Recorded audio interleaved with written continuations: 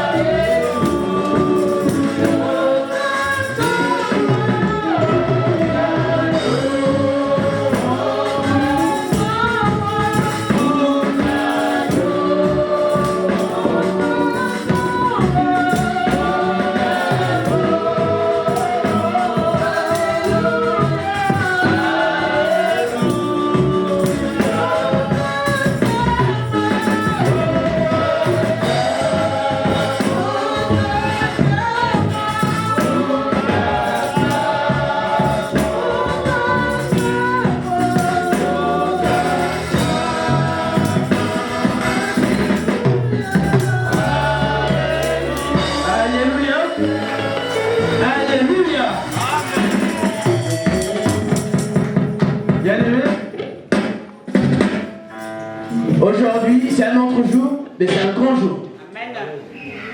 Car le thème que nous sommes en train de développer de suite, c'est un grand thème. Hier, le pasteur Charlemagne, dans son introduction, dans tout ce qu'il a dit, nombreux se sont retrouvés. Et nombreux, je pense, avons pris cette décision de vouloir changer, de vouloir redresser là où il y avait une pente, de vouloir continuer là où il y avait la droiture, je pense.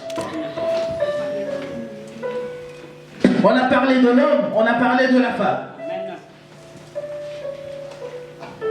Il a parlé de 3 types, ou je dirais de catégories de femmes. Hier, nous avons étudié.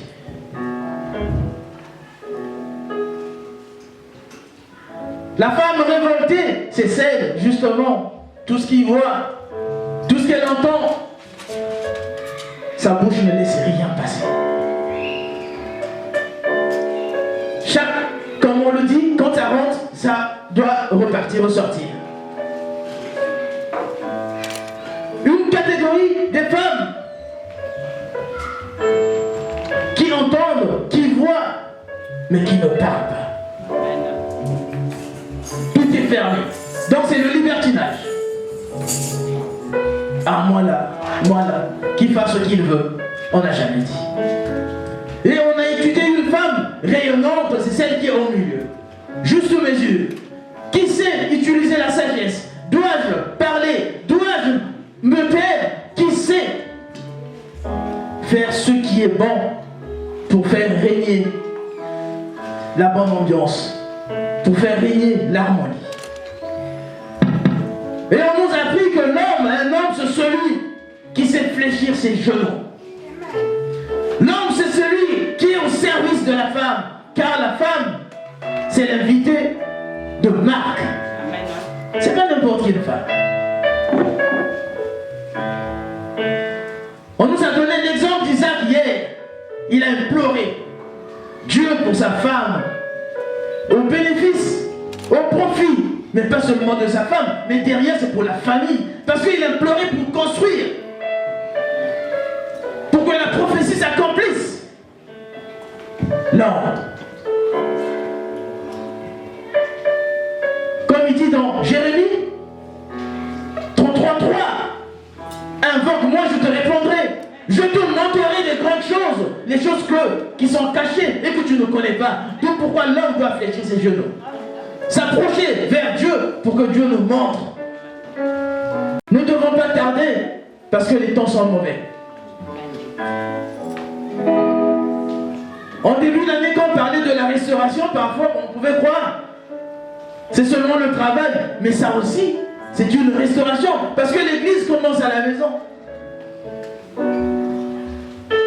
Donc pourquoi je vais demander très respectueusement à notre pasteur Bibi de prier pour ce temps. Que ce que nous écoutons ne rentre pas à gauche pour sortir à droite. Mais que ça produise de fruits dans notre vie.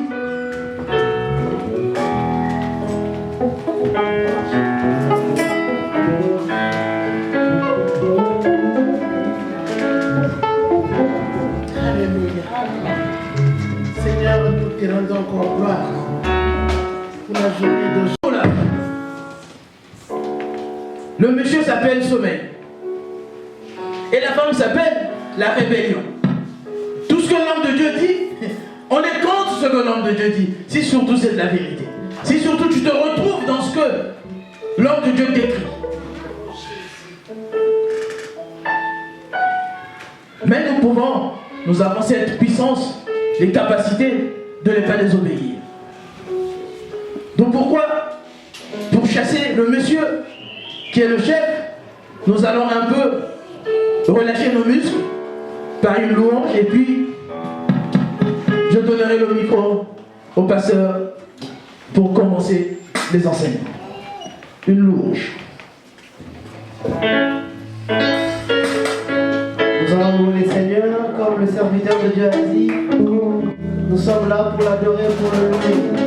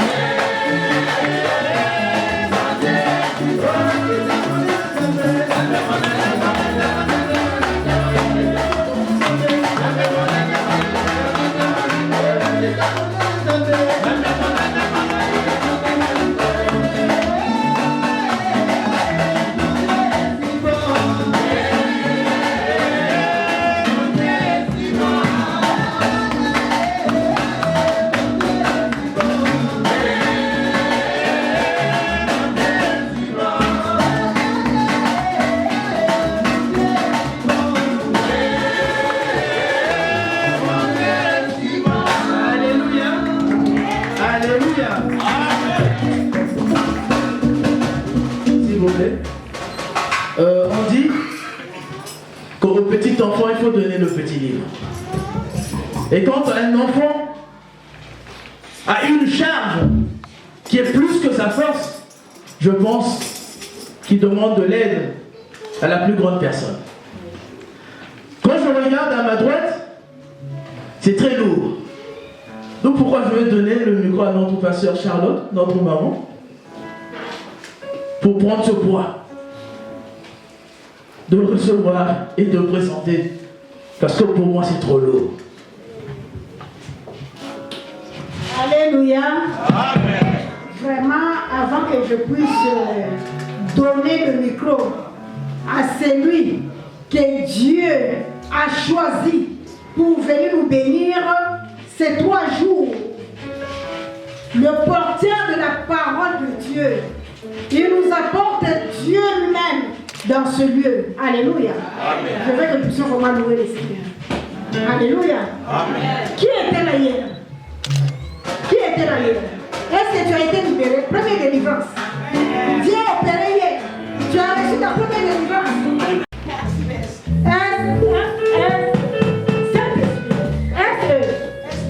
Amen. Nous allons décoller avec le Saint-Esprit. Alléluia. Amen. Un cantique qui va toucher le cœur de tout le monde, même les enfants. Alléluia. Préparez-vous. Alléluia. Invoquez et reconnaissez. Invoquez notre Dieu maintenant à l'esprit. Qui vous donne un cantique. En tout cas, ce cantique-là, amen. Ça va nous libérer encore davantage. Ça va libérer nos cœurs avant que nous puissions écouter la parole de Dieu. Alléluia.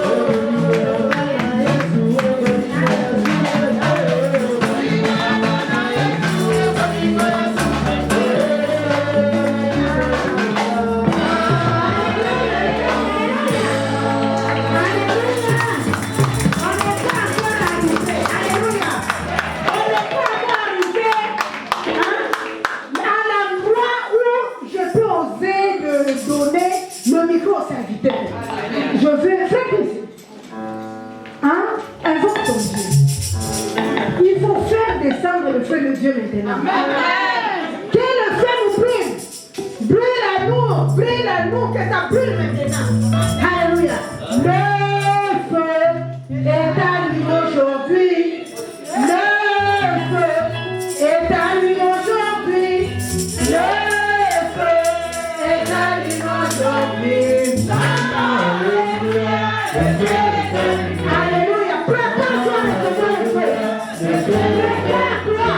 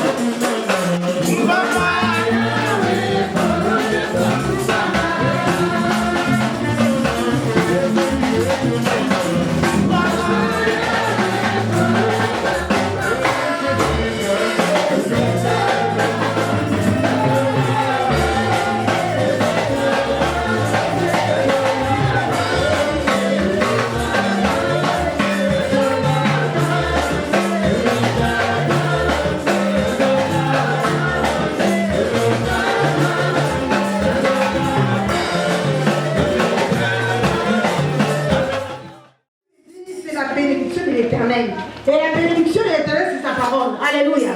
Jésus est en train de dire à ses disciples, il dit, moi, ma nourriture que j'aime manger, c'est faire la volonté de Dieu. Alléluia.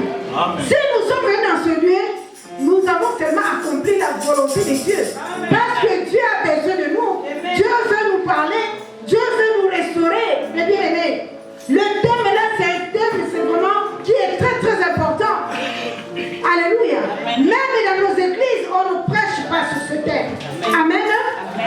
Et nous allons voir que beaucoup de foyers sont détruits. Alléluia. Comme nous disons qu'on s'est mis dans le mariage, personne entre le couple, les deux personnes, on confond les rôles. Au bout de la femme, même la jeune fille, à l'âge de 5 ans, on commence déjà à préparer la fille. Alléluia. Amen. Mais l'homme n'est pas préparé. Or, avant le mariage, nous devons préparer l'homme et la femme. Amen. Alléluia. Amen. La famille doit préparer l'homme et la femme. On rentre, on fait ce qu'on veut. C'est pourquoi il y a beaucoup de divorces. Moi, je dis le mariage. Si tous les deux nous comprenons, c'est le paradis. Amen. Le mariage, c'est le paradis. C'est l'endroit de la consolation. Alléluia. Mais aujourd'hui, Dieu a voulu que ce serviteur, qui est loin, très loin, Côte d'Ivoire, il a envoyé son serviteur.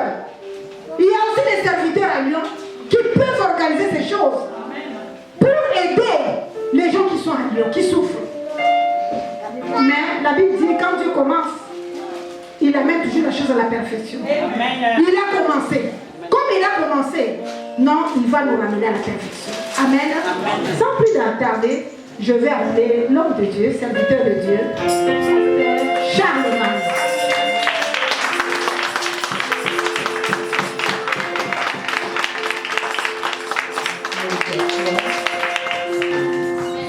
Je vous salue dans le nom de notre Seigneur Jésus. Amen. Je remercie le pasteur Maman Charlotte qui nous donne l'opportunité d'être avec vous et les pasteurs qui sont là. Je remercie chacun pour sa présence. Nous allons commencer hier par parler du mariage et comment réussir son mariage. Et nous allons parler du rôle du mari et du rôle de la femme. Généralement, il y a des confusions par rapport au rôle. Nous avons essayé de rectifier un peu les choses. Quand on regarde l'homme et la femme, déjà sur le plan physiologique, ils sont différents l'un de l'autre. Et puisqu'ils sont différents l'un de l'autre, ils sont appelés à jouer des rôles différents. Mais pour qu'il y ait l'harmonie, ils sont appelés donc à se compléter. Mais comment pourront-ils se compléter, l'homme et la femme, s'ils ne communiquent pas? La communication est un élément extrêmement important dans la réussite du mariage. Et je vais parler rapidement un peu de cela ce soir, de l'importance de la communication, parler des conditions qu'il faut réunir pour une bonne communication, parler des différents niveaux de communication, et si Dieu le permet, on va avoir d'autres éléments. Je vais essayer de résumer un peu les choses. La communication ici, c'est l'échange entre le mari et sa femme. La communication, c'est l'échange entre le mari et sa femme. De manière générale, la communication, c'est l'échange entre deux personnes, basé sur l'écoute et le parler.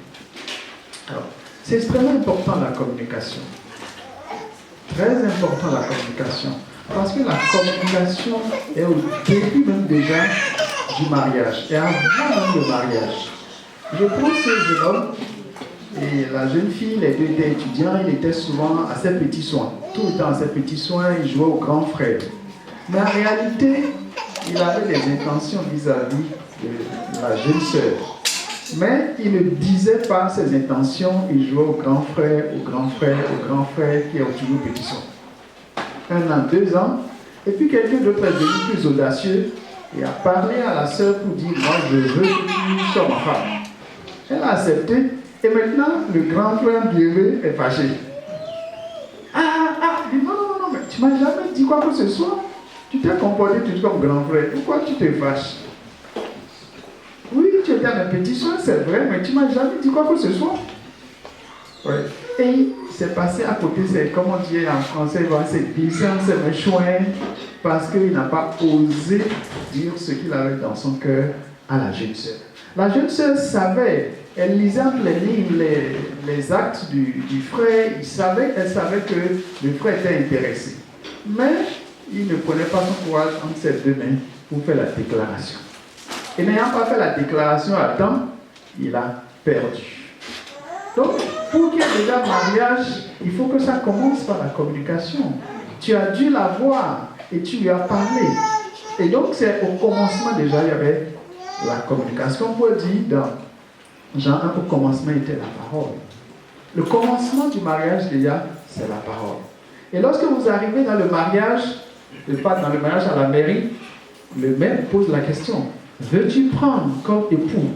Veux-tu prendre comme épouse? Et tu réponds oui et oui. Donc la communication déjà à la mairie. Ça continue dans le mariage. Donc s'il n'y a pas de communication, il n'y a pas de mariage. Il a dû tchatcher. Maintenant, les jeunes hommes, bon, ils ont le moyen de communiquer. C'est pas WhatsApp qui font les choses. À notre temps, c'était des lettres d'amour qu'on écrivait. Et on envoyait la poste. Et ça prenait tout le temps. Aujourd'hui, là, c'est c'est Facebook. On parle de ils ont entre les mains. Ça va. Donc, il faut communiquer pour qu'elle puisse venir à la maison. Quand on arrive dans le mariage, la communication est toujours aussi très importante. La plupart des couples, vous savez, le dimanche matin avant de venir, font pas là. 80% au moins des couples, le dimanche matin, font pas là avant de venir. Pourquoi? Le monsieur se lève, il s'apprête, en 5-10 minutes, se lave, il porte son costume. Alors pourquoi tu n'es pas prête? Tu n'es pas prête. Mais le vrai problème, c'est quoi? Elle doit s'apprêter, apprêter les 3 enfants, faire tout ceci, et puis elle pense déjà, quand vous allez revenir à midi, qu'est-ce que vous allez manger? Et il faut sortir le poisson du congélateur, pour que lorsque vous allez arriver, le poisson ne soit plus congelé. Il faut sortir ceci. Le pain que vous allez manger, le dimanche, la pâtisserie ferme très tôt. Avant qu'on arrive, il faut qu'on achète le pain. Elle pense à tout ça et en plus, elle doit s'apprêter. Or, toi, tu vas juste dans la douche, tu t'habilles, tu portes ton costume et puis tu dis, je suis prêt, je suis prêt. Et toi, tu n'es pas spirituel. C'est pas ça. C'est pas en fait, tu n'es pas spirituel. Or, si on communique, elle va t'expliquer en réalité pourquoi c'est aussi difficile pour elle de s'apprêter et d'être à l'heure. Et maintenant, si tu veux être un bon mari, au moment où peut-être elle est en train de se laver, toi tu prends les enfants, tu les laves. Au moment où elle est en train de faire ceci, toi tu peux aller acheter le pain, tu peux sortir le poisson du congélateur, tu l'aides et vous arrivez à vous apprêter à temps et vous arrivez à l'église à temps. Mais lorsque vous ne communiquez pas, tu n'es pas spirituel. Et toi, quand les choses de Dieu, tu ne sais pas faire que tu n'es pas spirituel. Mais en bas, c'est un problème de communication.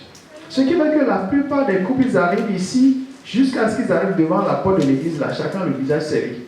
Et puis dès qu'ils rentrent dedans, ils commencent pas à sourire pour jouer à Ananias et Saphira. Paraître. Rapidement, une parenthèse, est-ce que ton couple est le couple Ananias et Saphira qui paraît? Ananias et Saphira, ils ont voulu paraître.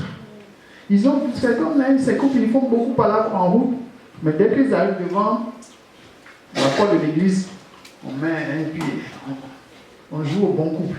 C'est paraître. Parce qu'il y a eu palabre avant qu'il n'arrive. Parce qu'il n'y a pas eu la communication. Donc, la communication, c'est extrêmement important. Et même les dimanches, quand on communique, vous voyez, les couples arrivent avec plein de problèmes, plein d'incompréhension. On s'assoit, on prie. C'est pas facile, c'est des lourdeurs. Donc, la communication, c'est très important. Comment vous allez faire des projets ensemble, construire ensemble, préparer l'avenir si vous ne communiquez pas? Vous êtes appelés à dire, les années vont vite. D'ici là, c'est la retraite. Qu'est-ce qu'on fait? Il faut en parler. Construire ensemble. Comment vous allez, même si on prend sur le plan sexuel, vous êtes différents l'un de l'autre, comment vous allez harmoniser les choses au lit si vous ne communiquez pas? La communication est importante dans tous les domaines de la vie. Dans la gestion de l'argent, dans la vie sexuelle, etc., etc. Malheureusement, dans notre tradition, on dit le bon mari ne communique pas, le bon chef ne parle pas. Oh, c'est faux. Dieu, qui est notre modèle, Dieu qui est notre Dieu, a commencé par nous parler. Ce qui est la Bible. Donc, le bon mari doit apprendre à communiquer, puisqu'il est chef à l'image du vrai chef. Donc le bon mari est celui-là qui communique, mais quand on regarde dans les maisons, le mari est assis dans son fauteuil, et c'est la femme qui parle. Non, c'est pas ça le principe biblique. Le bon mari doit apprendre à communiquer avec sa femme, communiquer avec ses enfants. Dieu ne cesse de nous parler en tant que modèle, en tant que chef. Et donc si tu es chef à l'image de Dieu de Jésus-Christ, tu dois pouvoir apprendre aussi à communiquer. Le bon mari est celui-là qui communique avec sa femme, qui sait communiquer avec sa femme. Je ne vais pas m'étaler sur l'importance de la communication. Si c'est si important que ça, pourquoi nous n'arrivons pas à réellement communiquer? Je vais parler maintenant des conditions qu'il faut réunir pour une bonne communication. Est-ce que je vais vite? Ça va? Ça va. On peut continuer? Oui. Alors, il y a 3 conditions importantes à réunir pour une bonne communication. La première condition est savoir choisir le moment. La Bible dit dans Ecclésiaste chapitre 3, il y a un temps pour toutes choses. Il y a un temps pour naître, il y a un temps pour mourir. Il y a un temps pour parler, il y a un temps pour se taire. Pour bien communiquer, que ce soit le mari, que ce soit la femme, tu dois apprendre à choisir le bon moment. Avant de dire chaque chose, tu dois te demander est-ce le moment opportun pour le dire. Je donne un exemple. Supposons qu'une femme à qui on a fait l'ablation de l'ovaire de l'utérus. Et lorsqu'un jeune homme vient vers toi, ou un frère vient vers toi, qui te parle de ses sentiments, est-ce que ce premier jour, tu vas dire, je vais être sincère avec toi, hein. Moi, je n'ai pas d'ovaire, moi, je n'ai pas d'utérus. Est-ce ce premier jour que tu dois lui dire ça? Si tu lui dis ce premier jour, tu risques de le fuir, de le faire fuir. Parce que ce n'est pas encore bien assis dans son cœur. Ce n'est pas le moment juste. Mais si tu attends d'arriver dans le mariage avant de lui dire aussi, c'est malhonnête. N'est-ce pas? Tu dois lui dire avant d'entrer dans le mariage, voici ma situation. Quitte à lui de dire, je sais, mais je te prends malgré ça. C'est comme cet homme qui est impuissant, son allumette est tombée dans l'eau. Bon, tu ne peux pas entrer dans le mariage sans expliquer ça à la femme. Maintenant, si elle dit, ton allumette est tombée dans l'eau, je vais faire avec, c'est elle qui a choisi. Mais ne rien lui dire et entrer dans le mariage, c'est être malhonnête. Maintenant, entre les deux, quand est-ce qu'il faut dire? Le premier jour, c'est trop tôt. Dans le mariage, c'est trop tard. Il faut la sagesse et savoir quand dire. Et donc, pour toute chose, il faut savoir quand dire. Même dans nos traditions, on disait à nos mamans, pour poser certains problèmes à ton mari, il faut le poser à 3 h du matin. Parce qu'on suppose qu'en temps, tu lui as donné à manger par là où tu dois donner à manger. Et comme il est content, tu poses le problème. Donc même la tradition explique combien de fois c'est important de savoir choisir le moment. Quand tu l'as satisfait, il est bien content, il y a des chèques qu'il peut signer facilement. Donc il faut savoir choisir le moment. À supposer qu'il est revenu du service tout fatigué, ce n'est pas la porte du service que tu vas commencer peut-être par l'accueillir par certains problèmes. Il faut savoir choisir le moment. Je me rappelle une fois, ma femme était en mission, je ne sais pas dans quel pays, et puis 2 jours avant qu'elle arrive, sa grande sœur qui était ambassadeur de Côte d'Ivoire au Canada était décédée. De manière brutale. Alors, est-ce que je dois lui annoncer ça en ce moment où elle est à l'étranger, ou est-ce que je dois attendre qu'elle arrive? J'ai jugé mieux d'attendre, puisqu'elle était à 2 jours de la fin de sa mission, de ne rien lui dire. Elle est arrivée, je suis allé l'accueillir à l'aéroport. Je faisais comme si tout était bien, mais je n'étais pas très à l'aise dans ma peau, puisqu'il y avait ce deuil. Elle est arrivée peut-être vers les 20 h, je ne me rappelle plus, entre tout à fait le soir, je l'ai laissé manger, dormir, parce que c'est que quand elle va en mission, ma femme est chercheur à l'université, et quand elle va en mission, ça travaille sans dormir. Donc je l'ai laissé dormir, se reposer, et le lendemain matin, je l'ai laissé d'abord manger. Je sais que quand je vais annoncer, toute la journée, elle ne va pas manger. Quand elle a fini de manger, je l'ai fait asseoir pour dire, ah, ici, il y a un gros problème. Donc, il faut savoir choisir le moment. Selon que tu choisis bien le moment, la réaction de ton mari ou de ta femme ne sera pas la même. Mais lorsque tu choisis mal le moment, l'autre te repousse et tu dis, toi là, toi là, toi là. Non. Demande-toi aussi si tu sais choisir le moment. Pour toute chose, tu dois apprendre à choisir le moment. Mais savoir choisir le moment suppose aussi de la maturité. Suppose avoir la maîtrise de soi. Et sans cela, une fois de plus, la maturité, c'est important pour réussir ce mariage. Alors, est-ce que tu sais choisir le moment pour parler à ta femme?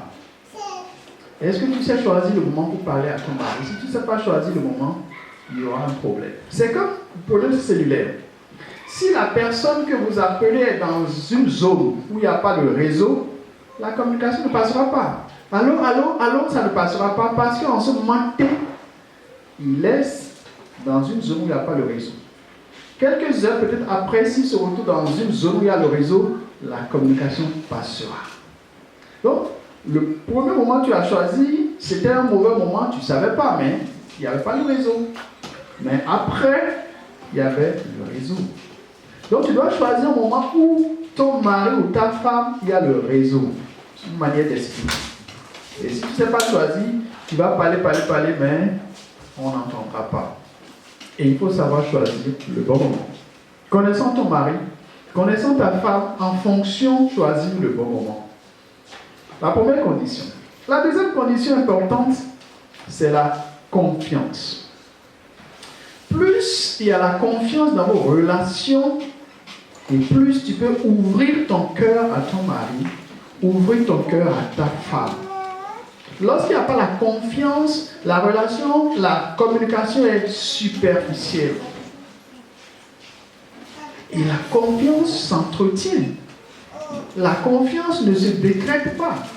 Ce sont les comportements que tu as chaque jour qui feront que ton mari ou ta femme te fera confiance.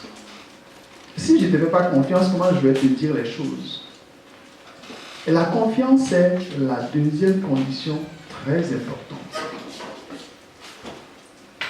Quel est le degré de confiance qu'il y a dans vos relations? Très souvent, on commence bien, mais petit à petit, quand on ne sait pas faire, on perd la confiance et la communication prend un coup. Je pense que ce couple, la femme avait raconté à son mari pendant qu'ils étaient fiancés qu'il y a un certain nombre de problèmes dans sa famille. Donc, elle a dit des secrets de famille à son fiancé. Et ils se sont mariés. Et un jour, il y avait des disputes. Alors le monsieur lui a sorti: chez toi, vous êtes comme ça. Alors elle s'est dit dans son cœur: si je ne t'avais pas dit ces secrets de famille, tu n'allais pas aujourd'hui me sortir ça. D'accord, j'ai été bête. Je ne te dirai plus. Il a perdu la confiance qu'elle avait en lui, c'est ça. Et donc du coup, ouais. Donc on peut perdre la confiance par notre comportement. Et on doit tout faire pour qu'au lieu de perdre la confiance, au contraire, aille en grandissant. Mais ce monsieur n'ayant pas eu le bon comportement, ça a joué sur la confiance et s'est dit: ah bon, c'est parce que je t'ai raconté qu'aujourd'hui c'est ça. À supposer que ta femme te dise: quand j'étais plus jeune, à un moment donné, j'ai eu l'adolescence difficile, j'ai fait de la prostitution. Ça peut arriver. Alors maintenant, il y a des disputes. Oh, toi tu étais une prostituée, c'est pour ça que tu aimes trop le sexe. Ah bon? Si je ne t'avais pas dit, aujourd'hui tu ne vas pas me dire que c'est parce que j'étais une prostituée que j'aime trop le sexe. Il y a beaucoup de choses que la femme a peur de dire à son mari, ou le mari a peur de dire à sa femme, de peur que ça veut dire qu'il n'y a pas la confiance. Beaucoup de problèmes sur le plan sexuel viennent du fait qu'il n'y a pas souvent la confiance. Si je lui dis ça, tu es charnel. Surtout, non, chrétiens ont une de tu es charnel. Donc, il va dire. Et puis on va dire: je suis charnel. Je ne dis rien. Et c'est pour ça que nous devons travailler par rapport à la confiance. Plus il y aura la confiance, plus ta femme pourra s'ouvrir à toi et mieux tu pourras la connaître. Plus et vice versa. Au début de notre mariage, je pensais bien faire certaines choses, mais je passais à côté. Des fois, ma femme me demandait: qu'est-ce que tu aimerais manger? Je lui dis: mais on prépare ce qu'il y a à manger. Moi, je mange, il n'y a pas de problème. Parce qu'on m'a élevé de telle sorte qu'on m'a appris à me contenter du minimum. Alors, je me marie, ma femme me dit: mais qu'est-ce que tu aimerais manger? Je dis: non, prépare ce qu'il y a, ce qu'il y a, je mange. Moi, je pensais faciliter la tâche à mon épouse. Mais en réalité, je lui compliquais la tâche. Parce qu'à la fois, je dis: donne ce qu'il y a, je mange. Elle ne sait pas ce que j'aime. Donc, il faut s'ouvrir, dire: voici, j'aime telle sauce. Maintenant, s'il n'y a pas ça, on donne ce qu'il y a. Mais moi, je pensais simplifier les choses. Je disais: non, ce qu'il a donné, donne ce qu'il a donné. il faut dire, mais dire suppose la confiance. Et la confiance s'entretient. Lorsque par exemple tu dis à ta femme ou à ton mari, je vais à la gare de Pardieu, ou je ne sais pas où bien, gare ceci, et tu arrives, et pour une autre raison, tu dois quitter là pour aller, je ne sais pas, un autre quartier, je ne connais pas bien les quartiers de Lyon. Si tu veux être un bon mari ou une bonne épouse, tu dois appeler ta femme ou ton mari pour dire, je suis arrivé à Depardieu. Mais telle situation s'est présentée et pour ça, je dois aller maintenant à tel endroit. Est-ce que tu comprends? Mais combien parmi nous se comportent ainsi? Tu arrives à Depardieu, après tu es ceci. Et un jour, on ne sait pas, on ne souhaite pas. Si quelque chose arrive, ta femme peut-être ne va pas imaginer que tu es à Depardieu puisque toi tu lui as dit en quittant la maison que tu es à tel endroit. Ou vice versa. Il faut pouvoir dire, je suis arrivé, chérie, je suis arrivé à Depardieu, mais on m'a appelé pour telle situation et par conséquent, de Depardieu, je vais aller à tel endroit. Ça crée la confiance. Chaque fois que je me déplace, ma femme connaît mon itinéraire. Je sais qu'en ce moment, je suis à Lyon. Demain, je vais aller à Paris. J'appelle pour dire je suis. J'appelle pour dire. Pas parce que je suis faible. Ça permet de savoir. Et si quelque chose arrive, mon mari est à ça. Et ça crée la confiance. Non, non, ça ne fait pas. Si je le dis, ça ne fait pas. Non. Il faut pouvoir dire. Et en le disant, ça crée la confiance. Ça crée la confiance. Et c'est extrêmement important. Vous ne pouvez pas construire des relations solides sans la confiance. Même la relation avec Dieu est basée sur la confiance. La foi, on a confiance en lui, il est fidèle. La fidélité et la confiance vont de pair. Comment vous allez avoir de bonnes relations s'il n'y a pas la fidélité, s'il n'y a pas la confiance? Et la confiance est extrêmement importante pour communiquer. La confiance est extrêmement, ça veut dire quoi? Ça veut dire aussi que tu es discret.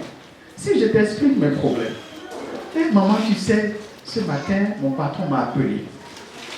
Il m'a dit à la fin du mois, mon salaire va passer de 4 000 € à 12 000 €. Et elle est contente. Elle va à la réunion du soir. Mais c'est, on va prier. Action de grâce. Là, on appelle ça sujet information. Pour informer les gens que son mari va avoir 12 000 € et que bientôt elle aussi va avoir une belle voiture. Sujet de prière. Là, c'est sujet information. Est-ce que ton mari t'a dit d'aller parler de ça à la réunion de prière? Amen. C'est entre vous deux. Mais c'est sorti à la réunion de prière. De la réunion de prière, c'est sorti dans le journal de l'église. Le journal de l'église est sorti dans Fraternité. Non, pas ici, c'est pas Fraternité matin, c'est Paris Match, je ne sais pas quel journal. Figaro. Quand c'est comme ça, il ne peut plus avoir la confiance. Donc, pour que ton mari ou ta femme te fasse confiance, tout dépendra aussi de ta discrétion. Si je sais qu'en te disant telle situation, tu vas rouler par terre, rouler par terre, bon, je préfère me taire parce que non seulement tu ne vas pas m'aider à résoudre le problème, mais tu vas me créer encore d'autres problèmes. Donc, la confiance est ta capacité à gérer les situations qui fera que ton mari ou ta femme te fera confiance ou pas et pourra partager avec toi ce qu'il faut partager. Est-ce que en tant qu'épouse, tu es digne de confiance? Est-ce qu'en tant que mari, tu es digne de confiance? La confiance est extrêmement importante pour le mariage. Et à ce couple, pendant les fiançailles, la femme n'a pas dit à son mari qu'elle avait un problème de mari de lui. Bon, pour elle, ce n'est pas tellement grave, ça va passer, Dieu, etc. Ils se marient et chaque fois qu'elle tombe enceinte, le mari de lui passe et la grossesse tombe. Donc elle a fait fausse couche une fois, 2 fois, 3 fois. Et Dieu a permis qu'elle me rencontre. Je lui dis, mais est-ce que tu as parlé de ça avec ton mari? Elle dit, pendant les fiançailles, je ne lui ai pas dit ça. Maintenant, si je lui dis, je ne sais pas quelle sera sa réaction, comme il est nerveux, comme, etc. Donc, je ne lui dis pas. Donc, les deux prient, mais elle sait au fait le fond du problème. Mais puisqu'elle n'a pas suffisamment de confiance pour qu'elle puisse dire à son mari, c'est vrai, je ne t'avais pas dit qu'on était fiancés. Mais en réalité, voici la cause de mes fausses couches. Elle n'a pas su le faire. Elle a sa part de responsabilité, mais le mari aussi a sa part de responsabilité. C'est en cela un bon mari doit être aussi tolérant des fois. Oui, tolérant des fois. Quel que soit le problème, quel que soit ce que nous pouvons commettre comme erreur, lorsque nous allons vers Dieu, Dieu est le Dieu qui pardonne. En tant que mari, tu dois avoir un comportement tel que ta femme doit dire, si je lui dis ça, c'est vrai, il va se fâcher dans un premier temps, mais tel que je le connais, il saura surmonter ça. Et tout ça, ça se travaille. Elle doit avoir cette assurance. Tel que je connais mon mari, si je lui dis ça, c'est vrai, il va se fâcher. Mais tel que je le connais, s'il se fâche un jour, le lendemain, tel que je le connais, il va laisser passer. Mais si tu es quelqu'un, quand on te dit, c'est pour 10 ans de problème, comment je vais te dire? C'est la confiance. Deuxième chose. La première condition, de quoi on a parlé? Ça va choisir le temps. Et la deuxième,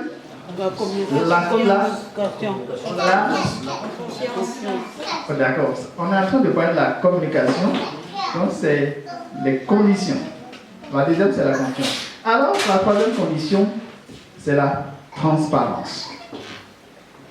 La transparence est extrêmement importante pour communiquer. Lorsque, par exemple, tu as une maîtresse, ce qui n'est pas une bonne chose. Quand on veut parler de ces choses-là, tu tournes en rond, et puis tu as fait arrêter la communication. Parce que tu sais que si on creuse, ça ne va pas être bon. Donc quand on aborde ce genre de sujet, tu mélanges les gens et puis ça s'arrête. Parce que quelque part, tu n'es pas transparent. Quand on veut toucher ton portable, tu dis non, c'est un portable professionnel, ceci, cela. Parce que tu sais que si on fouille, on va trouver des choses. Mais si tu n'as rien à te reprocher, il n'y a pas de problème. Quand tu es sous la douche, on t'appelle, tu décroches et parles. Combien de maris ont le courage de dire à leur femme décroche?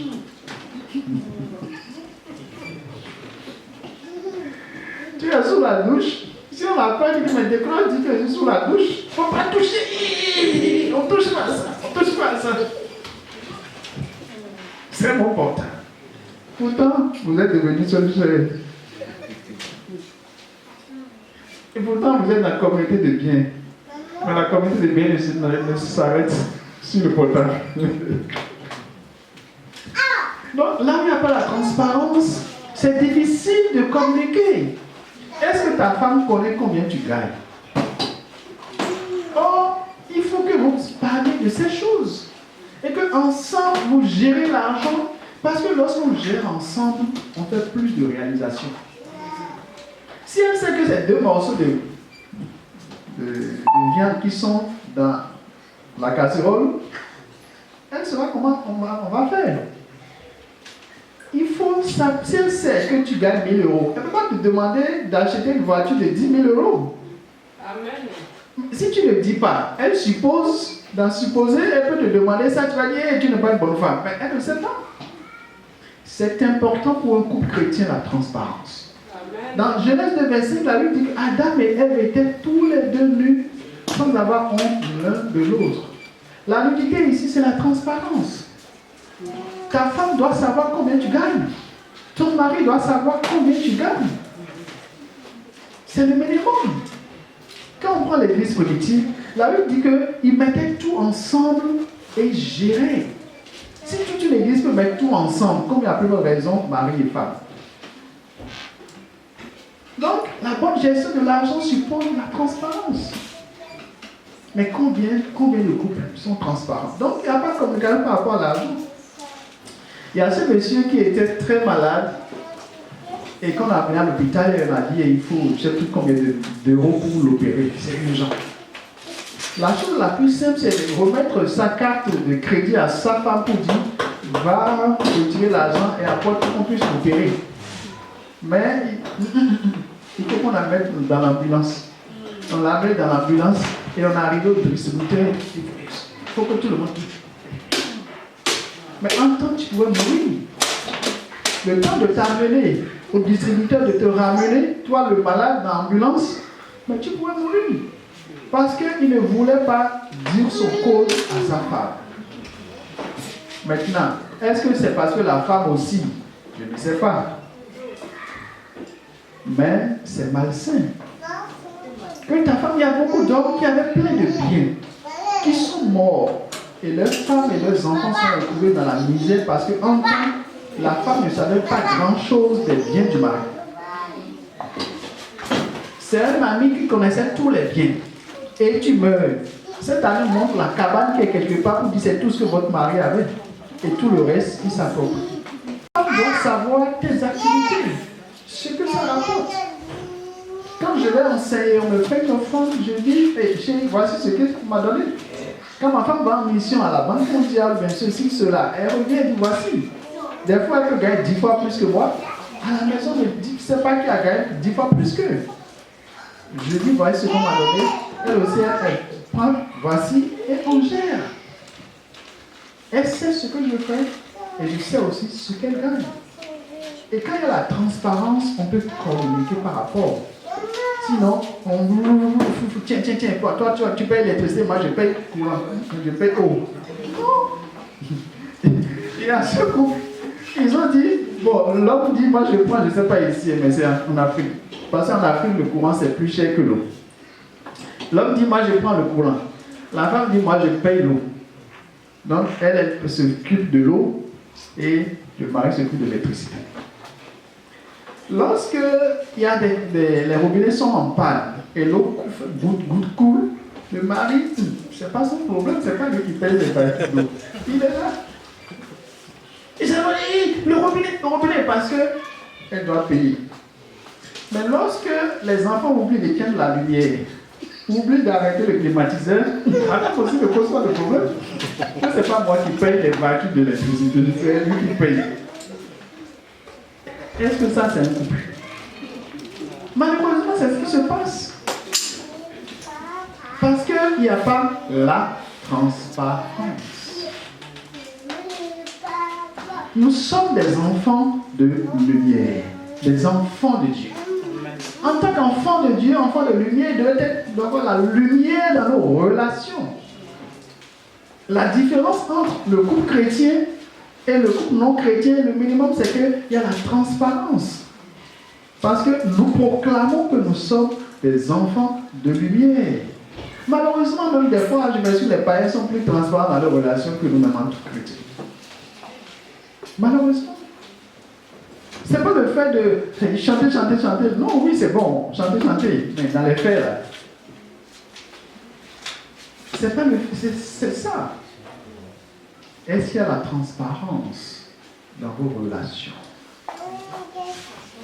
C'est extrêmement important. Alors, la question donc, dans ton couple, laquelle des conditions vous avez du mal à réunir?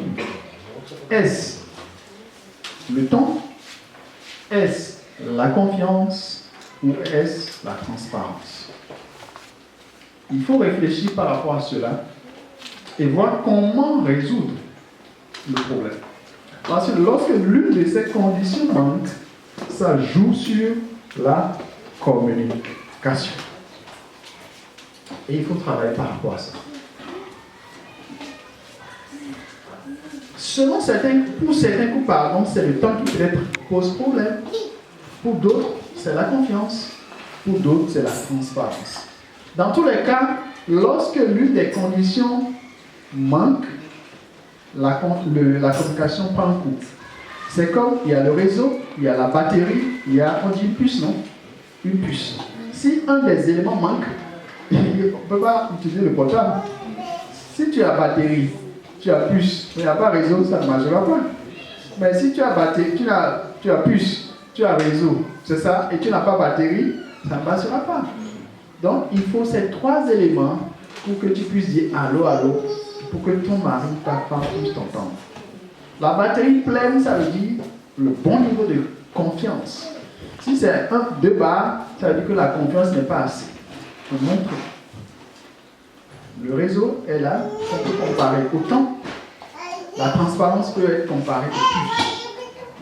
Alors, qu'est-ce qui manque à votre portable pour que vous puissiez communiquer? c'est bien d'écouter ces choses, mais il faut après vous asseoir et discuter, monsieur, madame, par rapport à ça. Chérie, qu'est-ce qui, de ces 3 conditions, laquelle on a du mal à réunir? Et c'est ça qui fera que ça va être avantageux pour vous, ce que nous sommes en train de faire. Voilà. Donc, s'il y a ces 3 conditions, ça veut dire quelque part qu'il y a des niveaux de communication. J'aborde donc un autre point, les différents niveaux de communication. Dans un premier temps, j'ai parlé de l'importance de la communication. Après, j'ai parlé des conditions qu'il faut pour une bonne communication. Maintenant, nous allons parler des différents niveaux de communication. Selon certaines écoles, il y a 5. Selon d'autres écoles, il y a 4. Mais c'est à peu près la même chose. On peut continuer? Amen. Ça va? Alors, je disais donc qu'il y a 5 niveaux de communication selon certaines écoles, 4 selon certaines écoles, mais c'est à peu près la même chose. Le premier niveau de communication, c'est bonjour, bonsoir. Bonjour, bonsoir. Ça, c'est pas communication, c'est la politesse. Malheureusement, il y a des couples qui ne sont même pas à ce niveau. Comment vous pouvez dormir ensemble dans la même maison, vous vous réveillez pour même pas vous dire bonjour, bonsoir? Malheureusement, il y a des couples qui ne te disent pas bonjour. Ça fait quoi? Mais non. J'en sais, et puis après la femme pose le point à son mari, il dit, mais si je ne dis pas bonjour, ça fait quoi? Mais non, comment vous allez dormir ensemble, vous n'avez pas dit bonjour? Même les oiseaux, quand ils se lèvent, là, ils commencent pas à se dire bonjour. Ils disent bonjour à Dieu, ils se disent bonjour. Ils chantent. Même les oiseaux, qui ne sont pas créés à l'image de Dieu, chantent le matin pour se dire bonjour. Et toi qui es créé à l'image de Dieu, tu te réveilles et puis, moi le matin, je n'aime pas parler aux gens. C'est pas les gens, ta femme qui dit les gens. Comment tu peux appeler ta femme les gens? Le minimum, chérie, tu as bien dormi, ça va, bien dormi. Et même si on doit aller plus en profondeur, tu ne dois pas appeler ton mari simplement chérie. Ou ta femme chérie, tu dois avoir un nom de câlin pour ton mari ou ta femme. Amen. Chérie, là, c'est passe-partout. Tu dois avoir un nom de câlin pour ton mari ou ta femme. Peut-être que si un nom de câlin, ça peut être mon soleil, ma lune, ça peut être etc. Ah, là, ça devient doux. C'est quoi tu Donc, le minimum le matin, c'est selon, je ne sais pas si tu l'appelles le miel, selon, je ne sais pas. Ça va, bien dormir, ça fait plaisir de se réveiller, d'entendre une belle voix. Il te dit que tu as bien dormi. C'est le minimum. Mais malheureusement, les couples ne disent même pas, sinon, ne sont même pas à ça.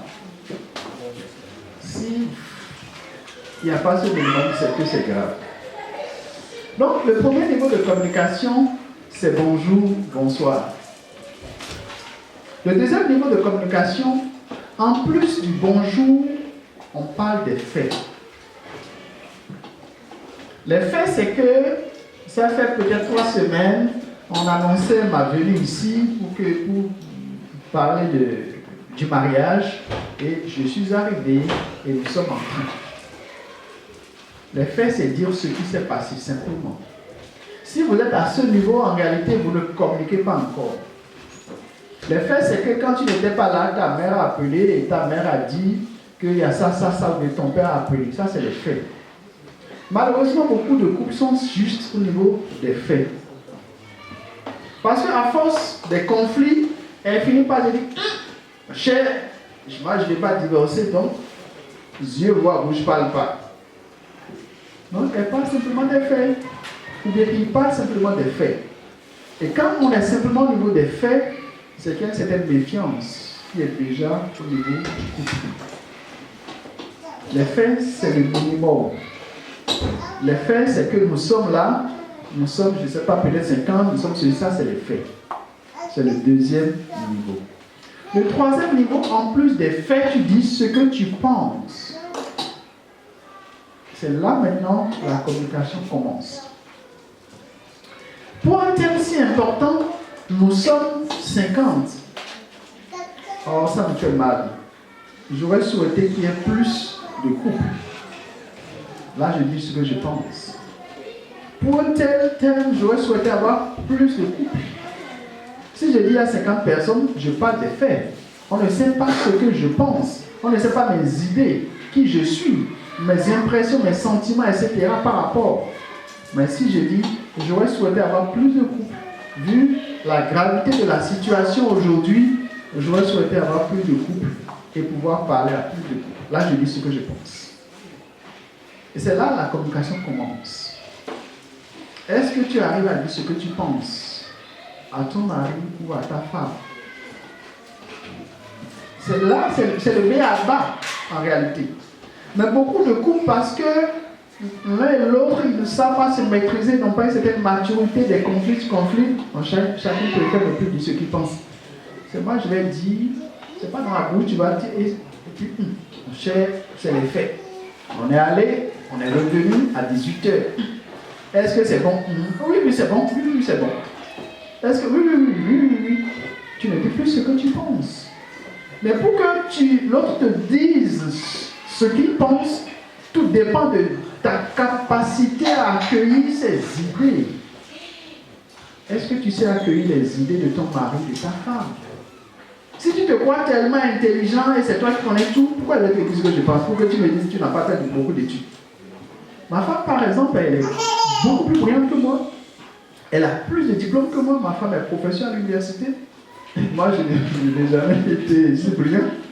Mais si à la maison, elle fait une, deux, oh, tu sais, moi j'ai des doctorats, hein, tu sais, moi je fais l'université de Laval, hein, moi je fais. Est-ce que je peux dire ce que je pense? Moi, je n'ai jamais fait l'université de Laval. Moi, mes études, c'est pas aller là-bas. Je ne veux pas.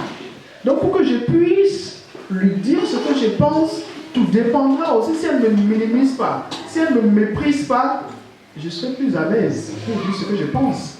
Même si ce que je dis, ce n'est pas intelligent, tu n'as pas besoin de me dire, oh, c'est trop bête ce que tu viens de dire. Si tu me dis ça 3 fois, la 4e fois, je ne dirai plus ce que je pense. Parce qu'il aimerait qu'on lui dise, tu es trop bête. Donc, pour que l'autre te dise ce qu'il pense, tout dépendra de ta capacité, de la manière dont tu accueilles ses idées. Tu peux peut-être que tu es plus intelligent que ta femme. Peut-être que tu as plus de diplômes que ta femme. Mais ce n'est pas une raison pour une de lui dire, ah, toi tu ne connais rien, toi tu ne connais rien. Comment tu ne connais rien? Tu dis tu ne connais rien. Non. Mais quand tu lui dis 3 fois tu ne connais rien, mais elle ne te dira plus ce qu'elle pense. Et tu vas dire, ah non.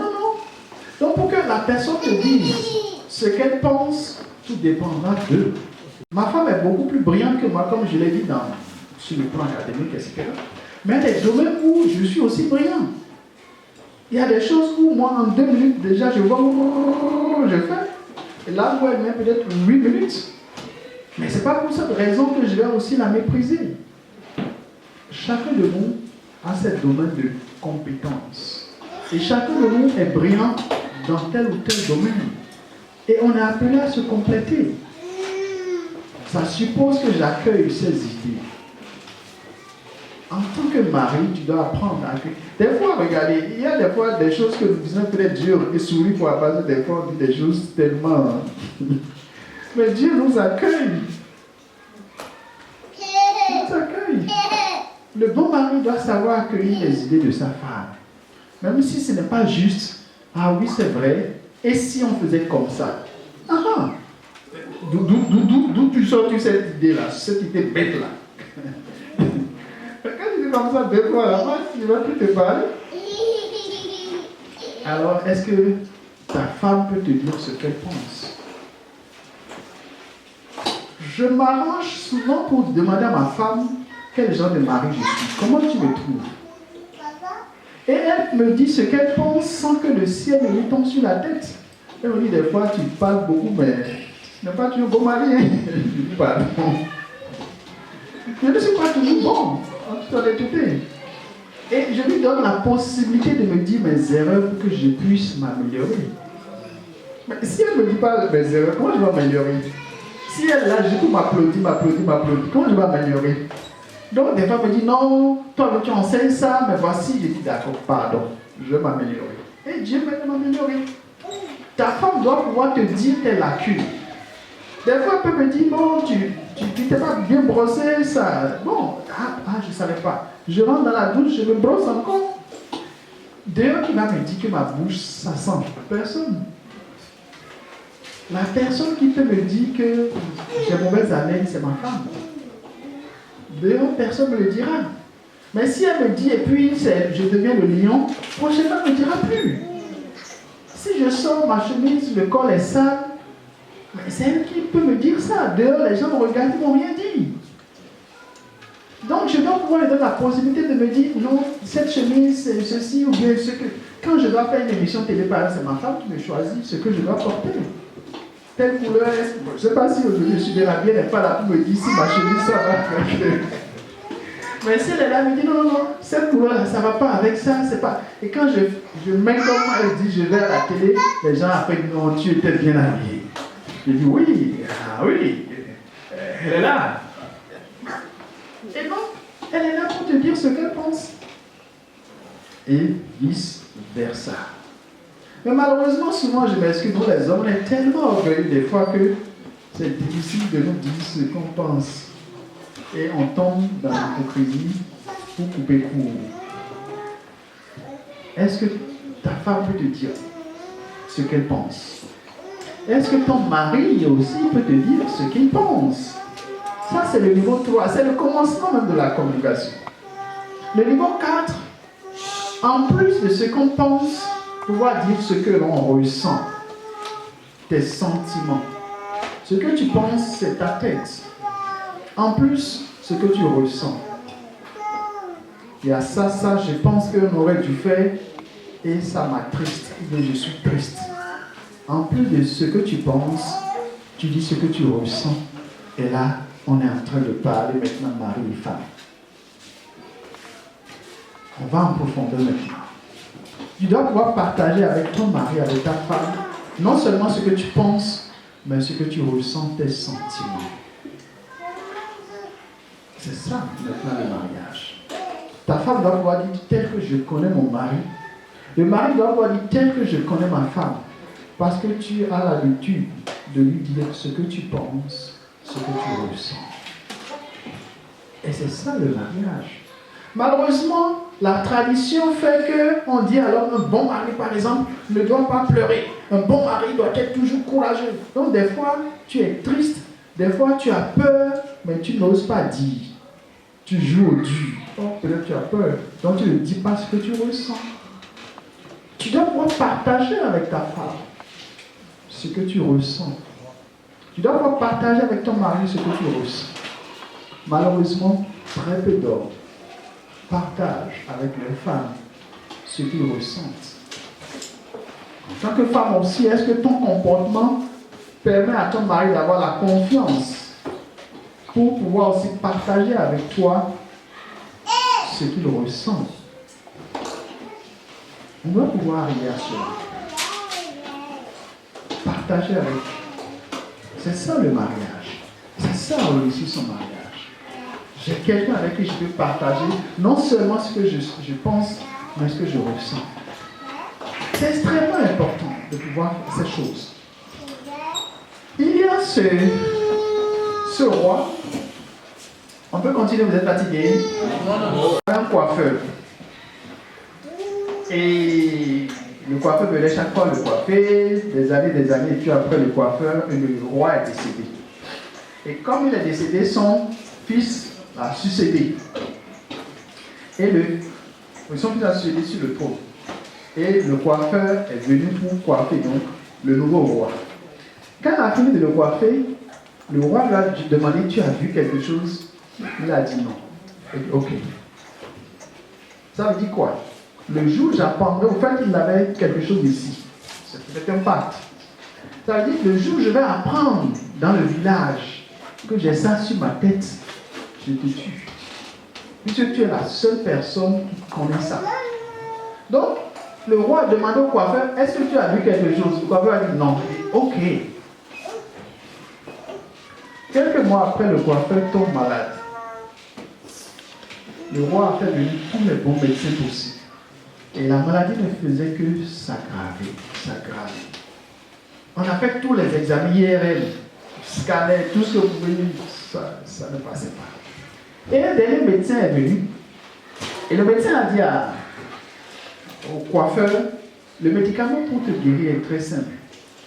Il faut aller dans la forêt, tu creuses un trou, et tu parles dans le trou, et tu fermes le trou.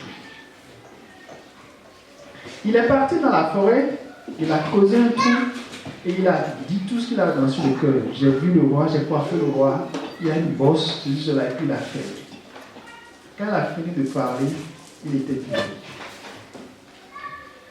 Beaucoup de nos problèmes trouvent simplement la solution lorsque nous trouvons quelqu'un qui est capable, à qui nous pouvons exposer le problème.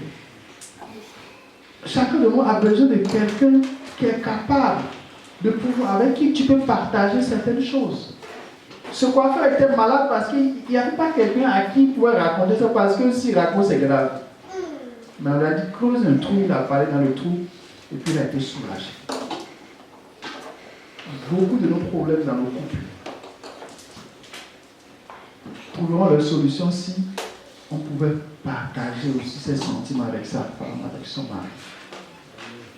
Beaucoup sont mariés mais vivent encore dans la solitude. Chacun pour soi. Chacun avec ses problèmes.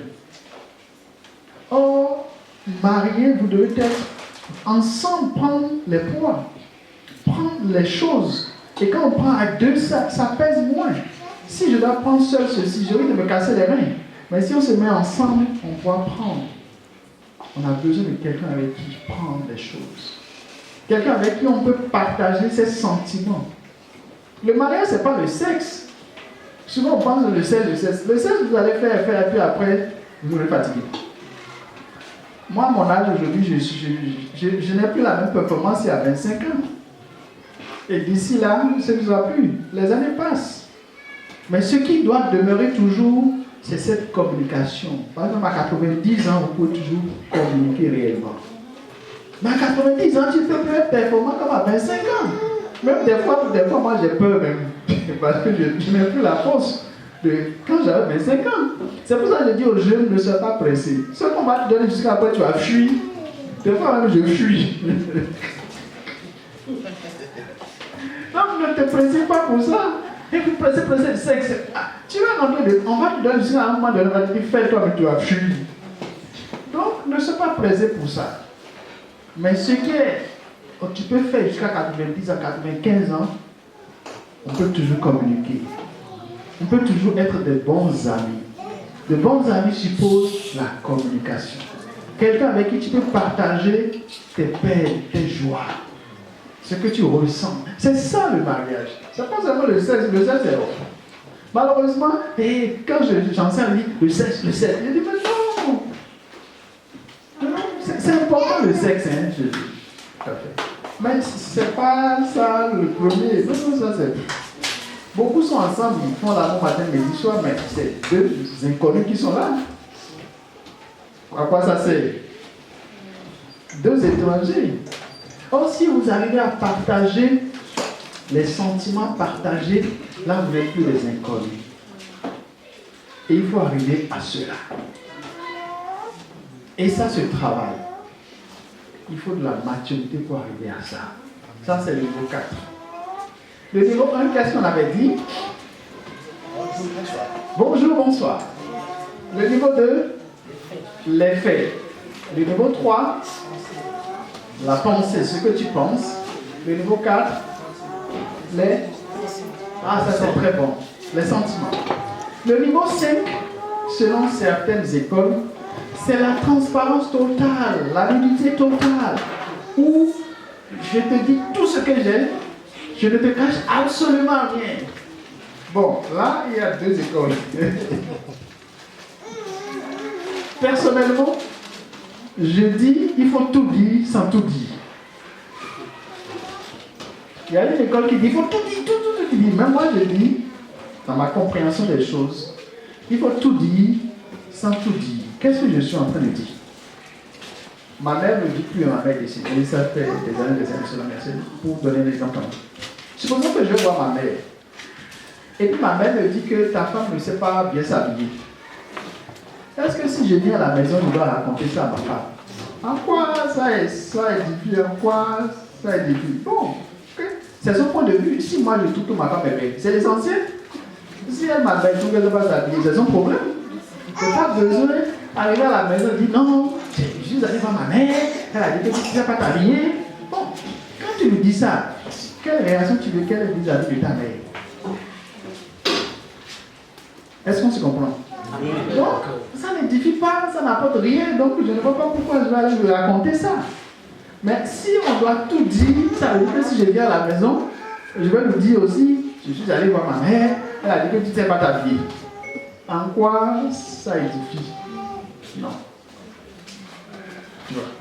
Mais en même temps, ce n'est pas parce qu'on ne doit pas tout dire qu'on doit aussi vivre dans le flou. On doit tout dire aussi. Il y a des choses, c'est important. Même grave. Et même si c'est grave, il faut le dire.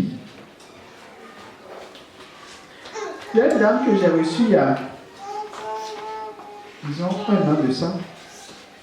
Et elle me disait qu'elle a prié et puis Dieu l'a dit de venir m'exposer le problème. Quel était le problème? Quand elle était plus jeune, elle vivait en concubinage avec son mari. Et des palabres sur palabres, son mari l'a chassée de la maison. Et elle est rentrée en famille. Et en tant que quelqu'un l'a courtisée, elle a eu des rapports intimes avec le monsieur et elle est tombée enceinte.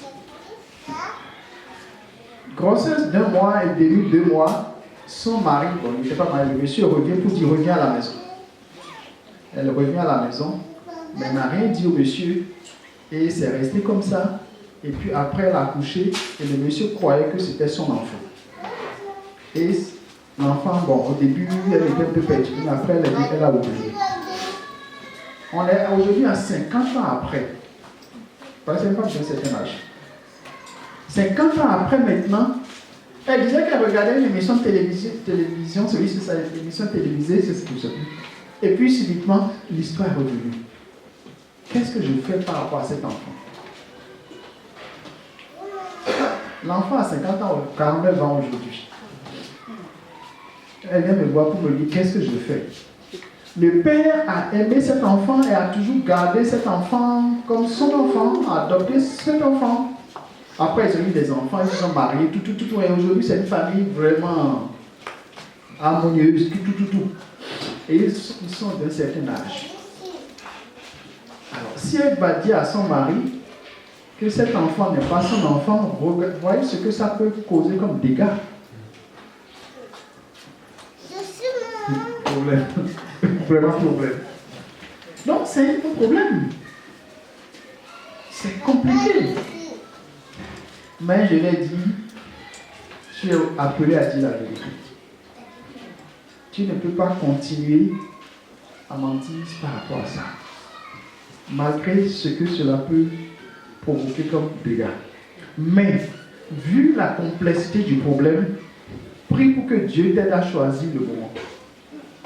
Et ça fait à peu près 1 an, on est en train de prier, elle n'a pas encore dit à son mari. Je l'ai dit, je ne veux pas te dire, voici le jour, Dieu saura te conduire. Je prends un autre cas. C'est un couple, le monsieur et ça, je dois arrêter à quelle heure? Parce que quand je pense que je ne vais pas Moi, je dis, d'accord, on peut continuer encore. Je prends un autre couple. Le monsieur et sa femme étaient ensemble, ça faisait 10 ans, ils n'arrivaient pas à avoir des enfants. Et c'était des problèmes. Et puis le monsieur a chassé sa femme, et puis elle dormait dans la chambre des amis. Ils étaient là, et tout le temps, elle voyait son pasteur, et le pasteur essayait de l'encourager, les exhorter. Et ils sont partis un jour à une convention, et de façon, ils ont eu des rapports intimes. Le pasteur et la dame. Et quand ils sont revenus de la convention, bizarrement, son mari, le mari de la dame, est venu pour lui dire, écoute, je suis vraiment en faute, je lui demande pardon, reviens dans la chambre conjugale. Elle est revenue dans la chambre conjugale. C'est normal, j'ai eu des rapports intimes. Après, elle tombe enceinte. dans sa tête, elle est enceinte de son mari. Pour elle, quand elle fait ses calculs. Okay. En temps avec le pasteur, ils ont dit ce qu'on a fait, c'est pas bon. On met quoi dessus et puis bon, ils sont redevenus normaux. Elle a accouché, on a présenté l'enfant et le couple est devenu très bon. Le problème c'était le problème d'enfant, il y a l'enfant, tout ça. 10 ans après, l'enfant tombe malade et puis on entend l'enfant, il est très bien, le papa il est fier de son enfant, etc. 10 ans après, l'enfant tombe malade et en faisant l'examen, les résultats qu'elle a reçus, elle a compris que l'enfant n'est pas de son mari. Et donc l'enfant est du pasteur. En tant que pasteur aussi, elle est devenu un pasteur très célèbre, qui a un grand ministère. Alors qu'est-ce qu'on fait? Qu'est-ce qu'on fait? Je dis, tu es obligé de dire la vérité. Je ne vais pas rentrer dans les coups décortiqués. Par où est-ce que c'est le pasteur qu'il faut d'abord dire, avant de dire à ton mari, bon, on ne va pas rentrer dans ce débat. C'est tout un débat. Mais il faut dire la vérité. La vérité, ça peut bousiller le ministère du pasteur, ça peut bousiller son foyer, ça peut bousiller elle-même son propre foyer. Vous voyez la gravité du problème.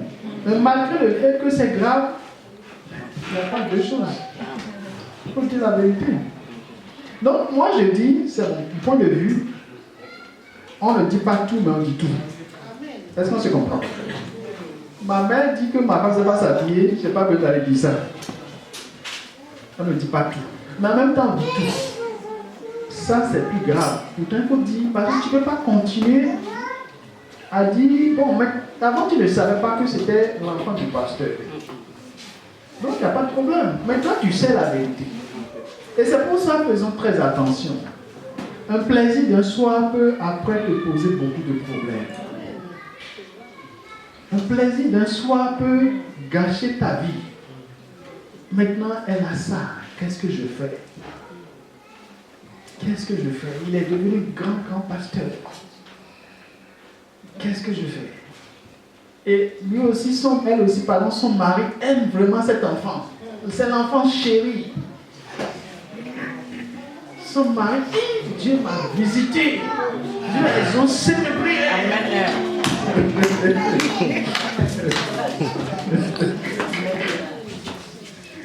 Dieu a exaucé mes prières.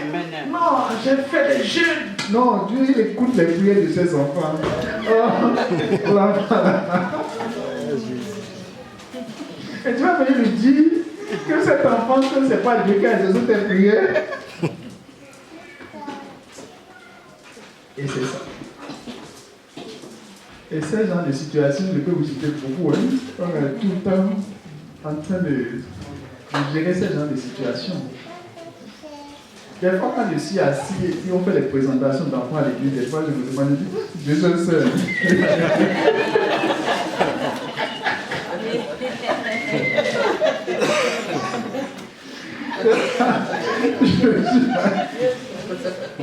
Là, on connaît tellement de choses que des fois on est assis, je suis seul. C'est pour ça que je nous conseille, faisons attention. Faisons attention. Parce que le problème, c'est quoi? Et ça, c'est fréquent à l'église, malheureusement. Dans folie d'un soir, tu as des rapports intimes avec le frère, vous êtes tous les deux mariés, vous êtes dans la chorale, et puis après, tu tombes enceinte. Tu es chrétienne, tu ne peux pas aller faire avortement. Mais en même temps, tu te dis, si je dis, et donc, qu'est-ce que tu fais? Est-ce qu'on se comprend? Si c'est pas elle, c'est pas compliqué, elle va faire avortement et puis c'est fini. Tu dis je suis chrétien, tu vas faire avortement, d'accord. Mais en même temps, tu peux pas aussi dire, et puis tu es coincé entre les deux. Et puis on vient ici, on va chanter, je vais exaucer mes prières. Toi seul sais ce qui est là.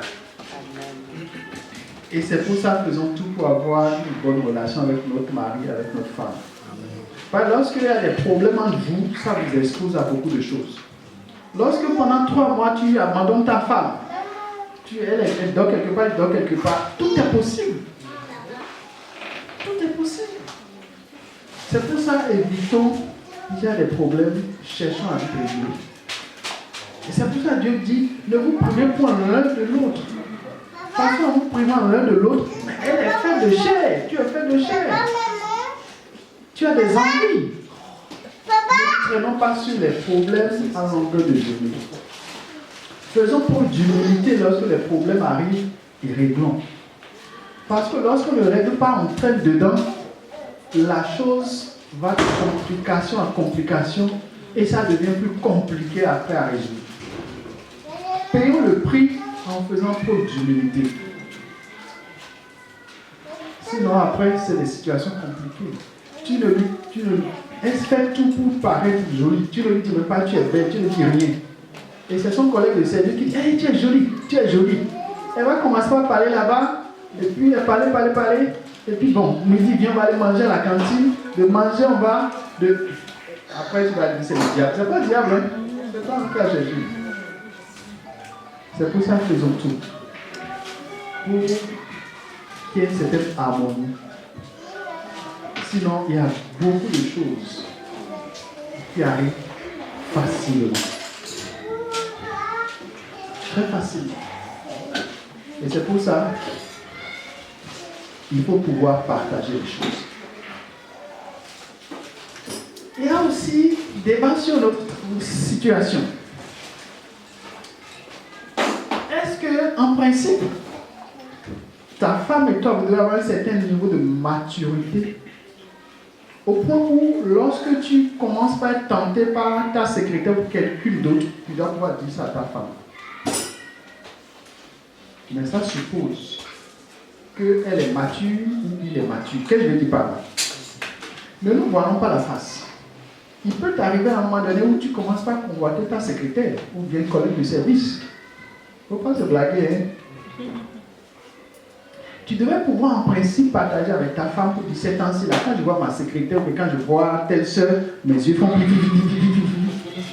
ou quand je fais des rêves, je la vois sexy. C'est des signaux. Et ta femme doit pouvoir se ressaisir. Peut-être que cet ancien ne s'habille plus en toi, voir comment t'aider. S'il faut de temps en temps débarquer au service, ou que, bien de temps en plus, t'accompagner dans tes déplacements pour prendre les dispositions pratiques. De manière à ce que tu n'arrives pas. La tentation n'est pas le péché. Ça peut nous aider. La Bible dit que Jésus a été tenté en toutes choses. Mais c'est la mauvaise gestion de la tentation qui est le problème. Donc, lorsque la tentation arrive, tu dois pouvoir partager avec ta femme ou ton mari et ensemble de pouvoir gérer ça. Mais ça suppose beaucoup de confiance et beaucoup de maturité. Je donne un exemple. Voilà un frère qui était tenté et qui a dit ça à sa femme. Maintenant, quand ils sont au volant, dès que le monsieur, est-ce que tu n'es pas en train de la combattre? Est-ce que tu n'es pas. C'est pas que je t'ai dit ça, non? Donc, pour que ton mari puisse partager ce genre de choses avec toi, tout dépend aussi de ta maturité. Parce que des fois, en partageant, en pensant bien faire, on a créé encore d'autres problèmes. Et on a eu ce cas. Voilà ce frère qui est parti en mission. Et puis, dans plaisir d'un soir, capoeira d'un soir, il a eu des rapports avec une femme. Il revient au pays et il était mal à l'aise. Il était mal à l'aise. Et puis, il a fini par dire à sa femme, j'étais en mission, j'ai fait ça. Je n'ai même pas dit au pasteur, je n'ai dit à personne, mais je te le dis ça à genoux. C'est devenu tout un problème au point où ils ont fini par se séparer. Alors la question est-ce qu'il faut partager ce genre de sujet avec ta femme? Or, en principe, vous devez avoir un certain niveau de maturité au point où on doit pouvoir. Donc je dis, il faut partager les choses, mais tiens compte aussi de la maturité de ton mari ou de ta femme. Est-ce qu'on se comprend? Oui.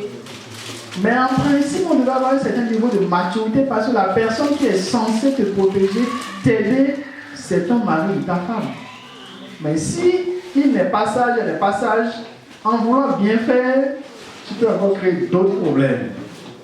Et c'est ça la complexité. Et c'est ça aussi la confiance et c'est ça la maturité. En tant que femme, il arrive des fois, ça peut vous surprendre, hein, mais très souvent, un bon prédicateur en train de prêcher les larmes est fantasme. Et quand le prédicateur, il sait expliquer, la femme, elle est très émotionnelle. C'est des choses que tu dois pouvoir partager avec ton mari. La femme commet plus facilement l'adultère de manière dans les pensées. L'homme, lui, c'est physique et lui, il n'est pas dans droit au but. Mais la femme, c'est émotionnel, comme souvent l'adultère. Donc, physiquement, elle peut dire, il n'y a rien entre lui et moi. C'est vrai. Ils ne sont jamais retrouvés quelque part. Non, physiquement, il n'y a rien eu entre eux. Mais il aime un peu de trop ce frère, et quand il entend sa voix, il y a quelque chose qui se passe.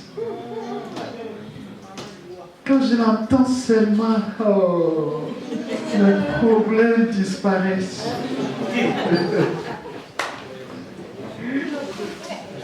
Non, le soir, il suffit que j'entends sa voix pour que je dorme bien. Mais physiquement, il n'y a rien eu entre eux. Mais quelque part, il y a de l'adultère qui est là.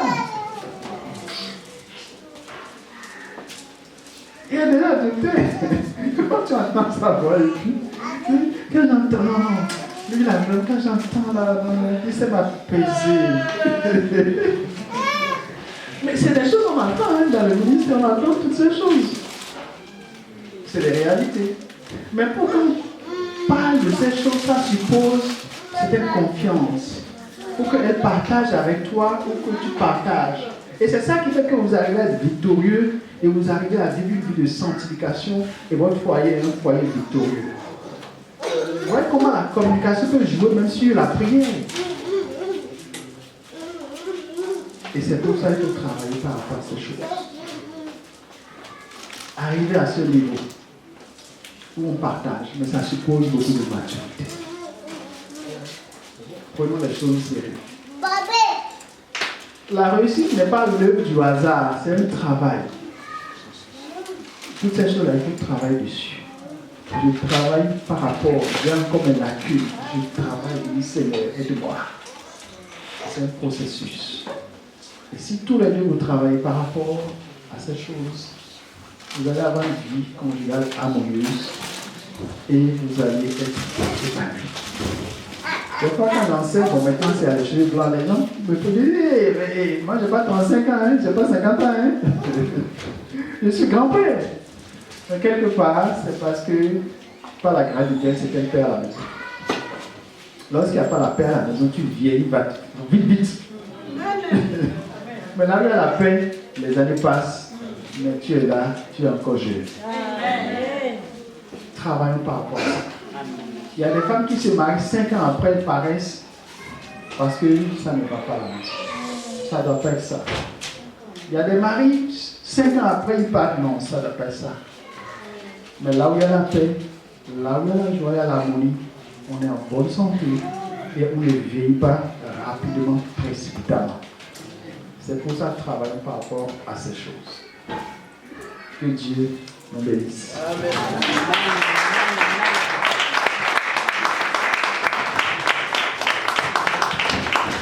Alléluia. Amen. Ah, ce sont des choses réelles. Hein?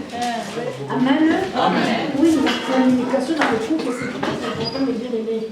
Et nous devons savoir que, homme, si tu ne sais pas communiquer avec ta femme, à moins que ce soit une femme qui sait communiquer avec Dieu.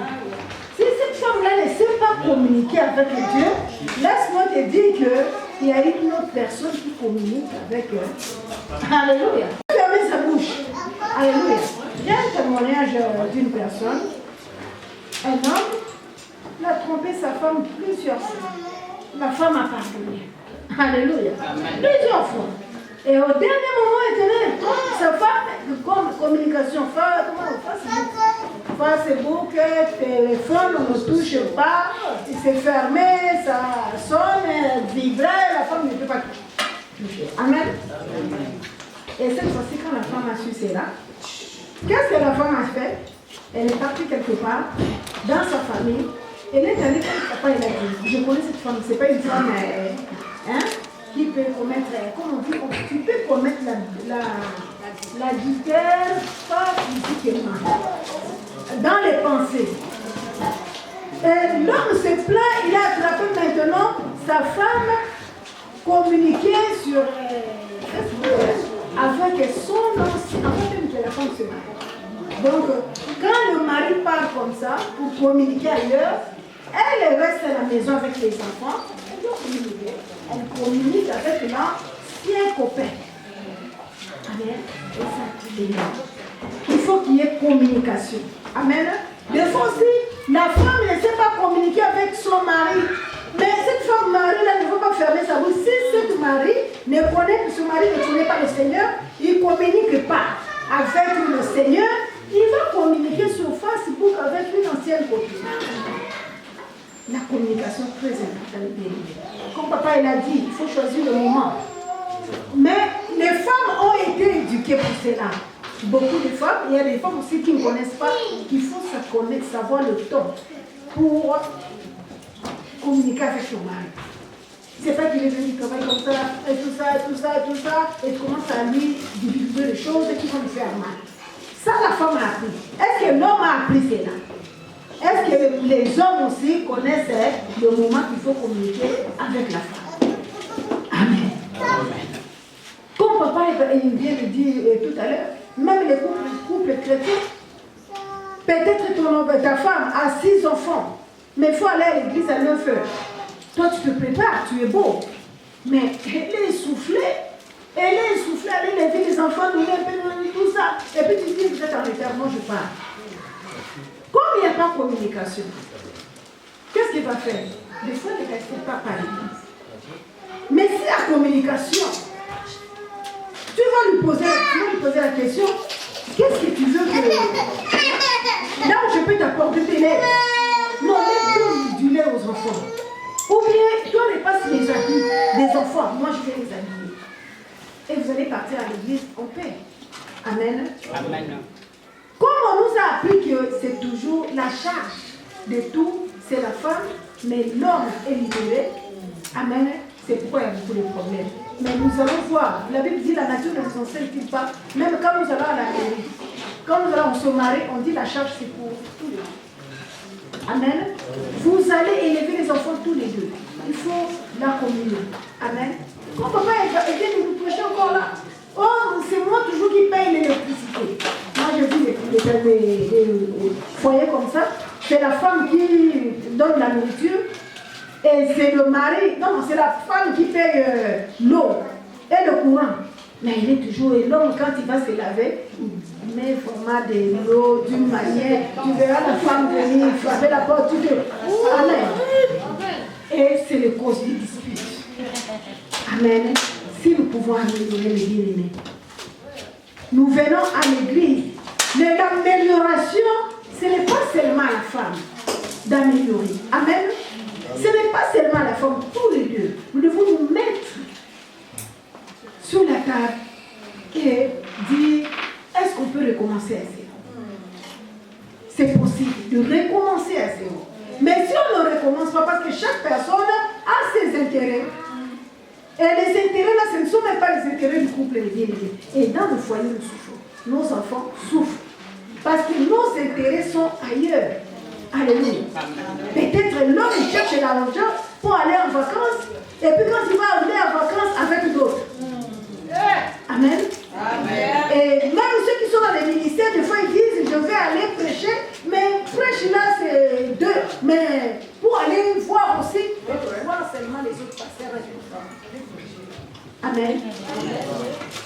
La femme aussi, pareil. Elle achète des maisons, elle achète tout ça, mais l'homme n'est pas là-dedans. Et ça fait souffrir les couples, nous souffrons. Amen. Ils disent, maman, nous voulons une femme comme toi. Alléluia. Amen. Si tu veux être ma femme, il faut compter être comme ma mère. Les garçons, est-ce que les papas aussi, si ta fille, comme papa nous a dit, il faut aller poser la question à ta fille. Tu veux quel genre de mari? Comme moi? Amen. Amen. Mais comme toi, si tu traites bien sa femme, sa maman, s'il voit de l'amour, comment tu l'es, comment vous êtes vraiment très complices et tout ça. Amen. Moi, je voyais, deux fois, quand j'étais avec mon mari, quand il vient vers moi, deux fois, il me fait une bise devant les enfants, ils sont contents. Alléluia. Tu vois qu'ils sont dans la joie. Amen. Amen. C'est ce que tu fais, c'est ce que tes filles, si tu es femme, feront plus tard dans leur mariage. Ce que l'homme fait, c'est ce que tes garçons feront plus tard, parce que c'est une sémence. Amen. C'est la fondation. Amen. Que Dieu nous bénisse vraiment. Hommes et femmes, faisons. Alléluia. Moi, mon mari n'est pas là, il a un problème à la maison, mais s'il était là, ça serait encore mieux. Alléluia. Mais demain, il sera là. Qu'on est à la maison, on voit un peu. Est-ce que nous pouvons? Alléluia. Amen. Là où on ne peut pas toucher, il y a des endroits où on ne touche pas, on ne parle pas. Alléluia. Amen. Il faut parler. Il faut parler, il faut dialoguer. Pourquoi aller dialoguer avec dehors? Il fait du dehors. Amen. Surtout que nous sommes des serviteurs, nous sommes des enfants de Dieu. Il faut que, quand il y a le mariage, les autres puissent avoir le goût du mariage par rapport à nous. Il y a des gens, moi j'ai des filles ici, des fois ils disent non, moi, le mariage, je ne veux même pas entendre parler de ça. Pour eux, le mariage c'est le calvaire. Alléluia. Or, le mariage c'est une bonne chose. Alléluia. Une institution divine. Là, il faut se procréer. La Bible dit quand deux d'entre vous sont en accord. On ne dit pas que moi avec le père, mais deux, l'homme et la femme, en accord, demandez cette chose. Amen. Et vous allez voir qu'il y a des bénédictions, comme j'ai dit, il y a des bénédictions, les bénédictions spéciales dans le mariage. Quand vous êtes formés en accord, Dieu vous bénit tellement. Mais s'il n'y a pas, s'il y a des choses dans le cœur, tu viens avec des choses du dehors. Mais comment tu auras un enfant? Comment tu seras béni dans le mariage? Tu viens avec les problèmes que l'homme ne sait pas ou la femme ne sait pas. Alléluia. Et la femme va prier, il va faire tout. Mais parce que toi, ton cœur n'est pas là. Pareillement aussi, l'homme va faire tout. Mais toi, ton cœur n'est pas là. Il va te montrer son salaire, je gagne 1 000 €. Mais parce que toi, tu gagnes 5 000 €. Tu dis non. Pourquoi lui montrer mes 5 000 €? J'ai tes 1 000 €. Que Dieu vous bénisse. Amen.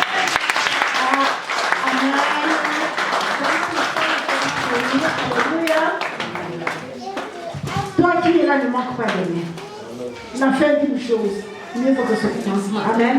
Amen. Les chants vont passer. Nous allons passer maintenant au moment des offrandes. Dieu nous a parlé.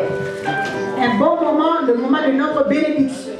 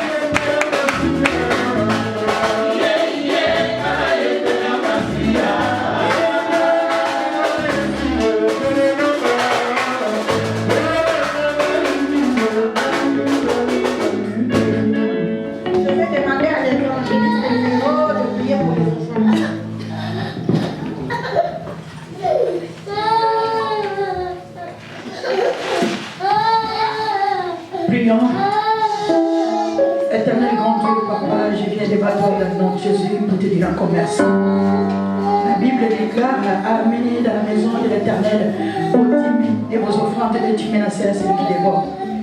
Je bénis encore ton peuple qui a donné, Papa.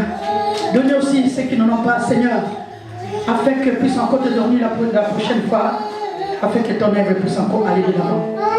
Je sanctifie cette offrande par ton sang, au nom de Jésus. Amen. Amen. Alléluia. Nous allons sortir plus tôt. Là, il y a des livres que l'homme de Dieu a écrits sur le mariage. J'ai lu un livre, mais vraiment, c'est très intéressant. Amen. Donc, demain, il va nous prêcher, mais il ne va pas nous prêcher sur tout ce qui s'est écrit dans ces livres-là. Hein? Ça serait vraiment très bénéfique que tu puisses te procurer même un de ces livres, même tous les 4, il y en a 4.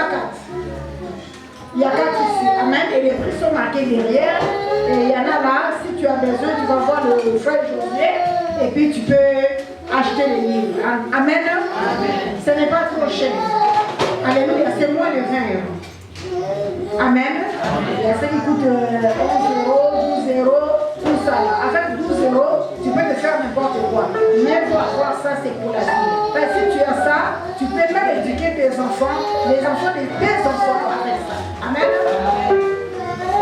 Et pour le programme, nous sommes là, nous continuons jusqu'à demain. Demain, ça commence à 9h30 jusqu'à 12h30, 13h. Amen. Ne manquez pas, il faut inviter. Amen. Je vois qu'il y a les habitués. Je salue notre soeur pendant les séminaires et toujours. Amen. Amen. Gloire à Jésus. Amen. Les codes vont être enlevés dans nos portables. Les codes, hein? Parce qu'il y a des téléphones, pour l'ouvrir, il faut un code. Il n'y a pas de code dans ces couples. Là où il y a un code, c'est que le couple est en train de voter. À celui ou celle qui a bien écouté le message que l'homme de Dieu nous a prêché, je pense qu'il va changer le mode de vivre dans son couple. Amen. Et pour commencer, première chose, il faut enlever les codes. Et deuxièmement, quand je suis avec ma femme, quelqu'un m'appelle, je veux parler là où elle est. Parce que la Bible dit les deux deviendront une seule chair. Et pourquoi, lorsqu'on m'appelle, il faut que je dise. Mais tu sais pourquoi? Pourquoi tu te déplaces? Donc c'est qu'il y a quelque chose. Alors nous voulons la restauration dans le couple. Et pour qu'il y ait la restauration, chacun va dire qu'est-ce que je fais qui ne plaît pas à l'autre et tu te corriges. Parce qu'on on veut toujours pointer les doigts aux autres, alors que nous-mêmes nous sommes aussi des motifs. Donc à partir de maintenant, les codes, il faut enlever. Et deuxièmement, troisièmement, dans les pages de ton portable, il faut qu'il y ait le visage de ton mari et le mari le visage de vos femmes. Ben oui. Oh non, j'ai mis mon fils. Oh, pourquoi? Est-ce que tu t'es marié avec ton fils? Ce qui m'appartient appartient aussi à ma. Mais pourquoi je dois mettre la photo de mon fils? D'abord, c'est ma femme. Hein? Et pour les femmes, d'abord, c'est ton mari.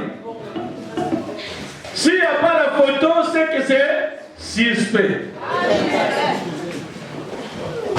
C'est simple. Il n'y a pas besoin de faire des calculs là-dessus. Donc s'il n'y a pas photo, c'est que c'est suspect. Quand tu vas arriver à la maison, tu dis chérie, aujourd'hui nous allons changer les choses. Premièrement, je enlève le mien et toi aussi tu enlèves ton corps. Et deuxièmement, tu prends ma photo, tu mets dans ta page et moi aussi je mets le tien. Alors si tu n'as pas ma photo, prends ma photo maintenant. Et si je fais ta photo, je te prends ma photo maintenant. Et bien c'est comme ça qu'on change les choses. Avant de rentrer dans tout ce que l'homme de Dieu dit, commençons dans les petites choses. Ça déjà, ça donne la confiance. À partir du moment où ma femme voit que je mets sa photo, mais ça lui donne déjà la confiance. Eh papa, c'est le début de la confiance déjà. Amen. Nous allons prier.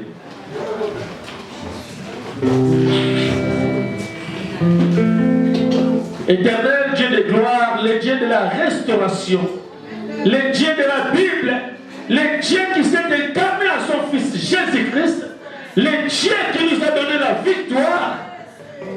Seigneur, nous t'appelons aujourd'hui pour restaurer, Seigneur de gloire, les couples au travers du message que ton roi nous a communiqué.